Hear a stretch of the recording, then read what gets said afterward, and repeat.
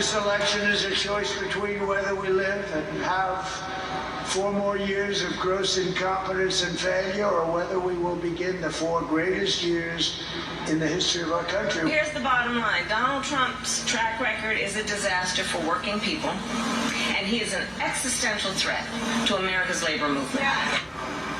With just 4 days until the presidential election, new controversies taking center stage as the back-and-forth rhetoric ramps up between Donald Trump and Kamala Harris. Thanks for joining us. I'm Sharon Taswell.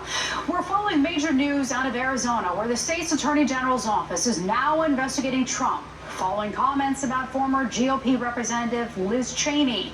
The former president Thursday night called Cheney a war hawk, saying, let's see how she would feel if she was put in front of a rifle. That comment making waves in the political world. Harris told reporters Friday Trump's violent rhetoric should disqualify him.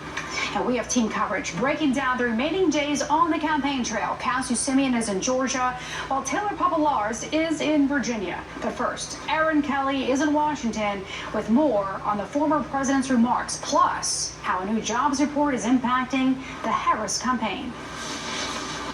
The presidential race took another bitter turn when former President Donald Trump attacked one of his fierce Republican critics, former Congresswoman Liz Cheney, as a, quote, war hawk who needed to be schooled about the violence of war. Let's put her with a rifle standing there with 9 barrels shooting at her, okay? Let's see how she feels about it. You know, when the guns are trained on her face. Cheney responded on social media, quote, this is how dictators destroy free nations. They threaten those who speak against them with death. Vice President Kamala Harris, whom Cheney has endorsed, said it's more evidence of why Trump should be defeated. Anyone who wants to be president of the United States who uses that kind of violent rhetoric is clearly disqualified and unqualified to be president. Trump defended himself Friday. If she had to do it herself and she had to face the consequences of battle, she wouldn't be doing it. So it's easy for her to talk. The new war of words erupted as the Labor Department said the economy added just 12,000 jobs in October, by far the weakest monthly jobs report of the Biden administration. The unemployment rate held steady at 4.1%. This is what happens when you double down on the failed policies, not just of the last 4 years, but the failed policies of the last 40 years. Economists had expected a slowdown in hiring, in part because of Hurricanes Milton and Helene. You know, we saw people lose their lives, lose their homes, lose their businesses, and certainly in terms of the jobs numbers, that means that an employer that might have been hiring, right, that might have been ramping up for the upcoming holiday season, they were not doing that. Aaron Kelly joins us now from Washington. Aaron, as you mentioned, the Trump campaign wasted no time in using the weaker than expected jobs report to their advantage. But what are economists saying about it?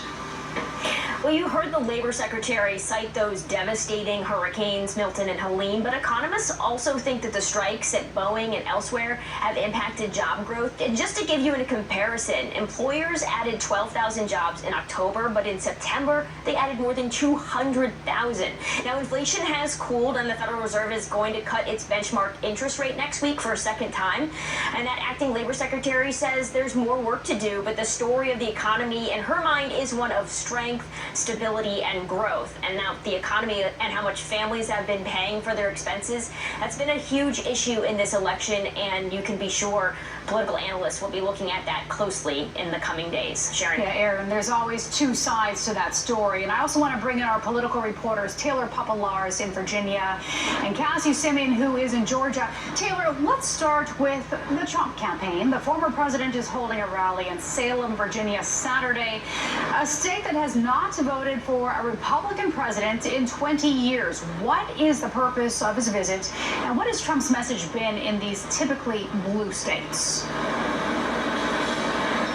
It's a very good question, Sharon, and political analysts are trying to figure out why in the final single digits of this race Trump is coming here to Virginia. He was also just in New Mexico, another pretty reliably blue state that he lost the last 2 times that he ran. So we're not really sure. We don't know if this is just because he wants to go somewhere where he can draw a crowd, because we are in a rural section of Virginia where he's bound to have a lot of support, and he doesn't come to a place like this traditionally. So that might be part of it. The other part of it is back when Trump was running against President Joe Biden, the Trump campaign was feeling so confident that they considered places like Virginia and New Mexico and Minnesota to be potentially new battleground states. Now that Trump is running against Vice President Kamala Harris, the map is totally different, and we're focused on the 7 battleground states we talk about all the time. So we're here in Virginia. We're about 4 hours away from D.C. to see what Trump has to say here tomorrow, but it's a bit perplexing that on what will be 3 days until the campaign, he'll be here in between stops to North Carolina, which is a more important battleground.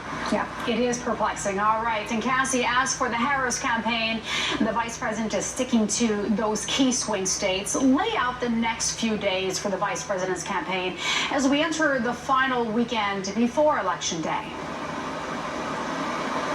Yeah, she'll be spending the weekend hopscotching both the blue wall states as well as the Sun Belt states. She'll be holding rallies in the Democratic cities of Atlanta and Charlotte on Saturday before heading to Michigan on Sunday. And then on Monday, she will be crisscrossing Pennsylvania, basically the key battleground state, the keys to this election potentially for either candidate as to who will win the White House. I did join a call with reporters and senior campaign officials earlier today, Sharon, and they say they feel confident that all 7 battleground states are on the board right now for Harris to potentially win on election night. And that is why she's really focused in these final days on these 7 states specifically. They also pointed out some interesting data that they are seeing internally, which shows that Harris is winning by double digits over Trump with battleground state voters who made up their mind as to who they will be supporting in this last week. Those voters, many of them, they say, cited the Madison Square Garden rally that Trump held on Sunday. Of course, that was quite controversial.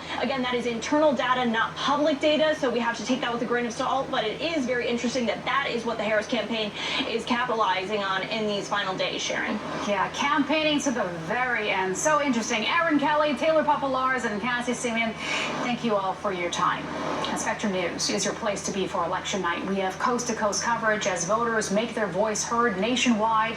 It all starts at 7 Eastern. You can also watch free on the Spectrum News app. And just to head out Spectrum News, a big weekend ahead for Donald Trump and Kamala Harris, where each candidate will be to finish out their final days on the campaign trail.